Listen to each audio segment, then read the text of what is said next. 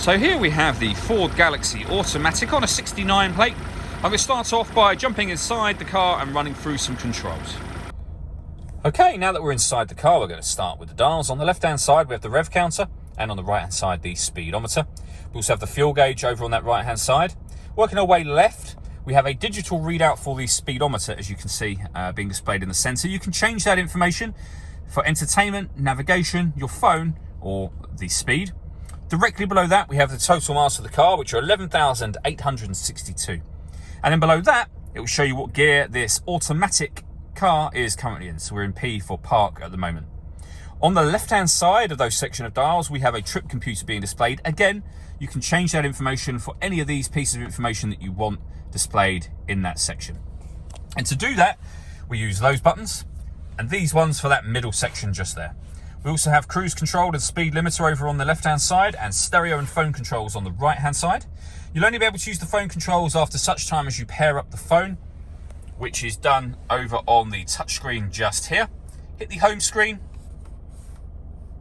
and then hit add device. Search for your vehicle on your device and select it once it is found. And pair it from there.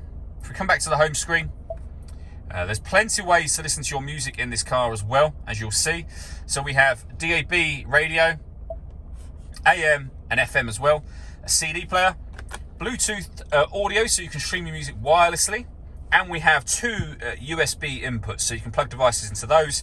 They will appear up on here as further options. Working our way down, we have the main volume for the stereo, CD player just there, and then below that we have dual zone climate control, so you can adjust the passenger and driver temperature. You can increase and decrease the fan speed from here. When you're happy with those settings, this button will turn your air conditioning off. It's on at the minute, so off, back on again. You can adjust the heated driver and passenger seats. You've got 3 different heat settings for each of those as well. And you can turn the whole unit off from here. We also have a heated rear screen and a proper heated front screen. In the section below that, we have a 12-volt charging socket and the 2 USB inputs I mentioned a moment ago, and you can close that over if you wish to. We have the dial, which is the gear lever essentially in this car, but we have park, reverse, neutral, and drive. When you're in reverse, you also have a full colour reversing camera with guidelines that show you what direction you're headed in relation to the image being shown on the screen. We have an electronic handbrake. We can turn the parking sensors on and off. This button turns off the stop and start. This car is designed to cut out when it's stationary in traffic to save you fuel. That system is now off. And this car also has autonomous parking. Again, there are videos showing how this works on our YouTube and website. But essentially, the car can parallel park and perpendicular park itself. A really easy system to use and very, very clever. The last thing I wanted to mention is the panoramic glass roof. So firstly, you have a button up here that will open the sun blind. It will stop just there.